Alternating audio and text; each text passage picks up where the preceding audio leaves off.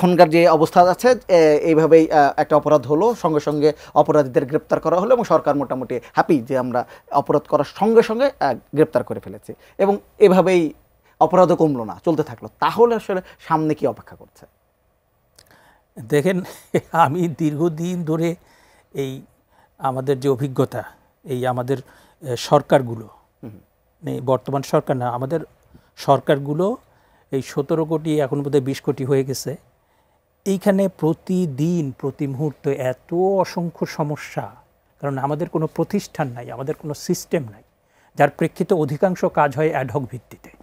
সামনে একটা আসলো, সেটার ব্যাপারে ব্যবস্থা নিলাম, পরদিন ভুলে গেলাম, আবার পরের দিন 10টা বিষয় সামনে আসলো, জরুরি একটা বিষয়। আপনি দেখেন, আপনি যে প্রশ্নটা তুলেছেন এটা অসংখ্যবার আমি বলেছি, বাংলাদেশে কিংবা যে কোনো দেশে একটা ক্রিমিনাল জাস্টিস সিস্টেম থাকে, ফৌজদারি ন্যায় বিচার ব্যবস্থা। তার ভেতরে 4টা কম্পোনেন্ট কিংবা এজেন্সি, একটা হচ্ছে পুলিশ, একটা হচ্ছে পাবলিক প্রসিকিউটর, একটা হচ্ছে আপনার ক্রিমিনাল কোর্ট, আর একটা হচ্ছে আপনার প্রিজন। এটার পেছনে সরকারের প্রায় 50,000 কোটি থেকে অনেক টাকা খরচ হয়।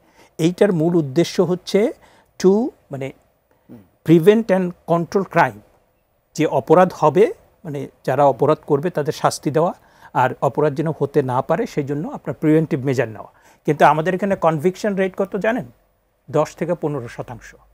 তার মানে আপনি 100 জন যে অপরাধ করছে তার ভিতরে আপনি 85 জনকে শাস্তি দিতে পারছেন না।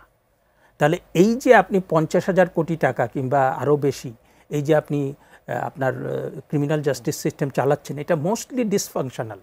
তাহলে আপনি আজকে তো এই যে আপনার সংস্কারের কথা বলছে, তারা বিচার বিভাগ সংস্কারের কথা বলেছে, কিন্তু আমার কাছে মনে হয় যে প্রথমত আমাদের এই সরকারের উচিত ছিল, তারা যেটা করছে সেটা খারাপ করেননি, খারাপ যে করেছেন সেটা না। তা আমার কাছে মনে হচ্ছিল যে আপনি এইখানে মানে কয়েকটা সিস্টেম, যে education system, health system, criminal justice system, দ্রব্যমূল্য, কয়েকটা মানে যেটা প্রতিদিন মানুষের জীবনকে স্পর্শ করে, সেই জিনিসগুলো আপনি এমনভাবে করা উচিত সেটা যেন ফাংশন করে, সেটা যেন প্রো পিপুল হয় এবং সেটা থেকে মানুষ যেন সুফল পায়।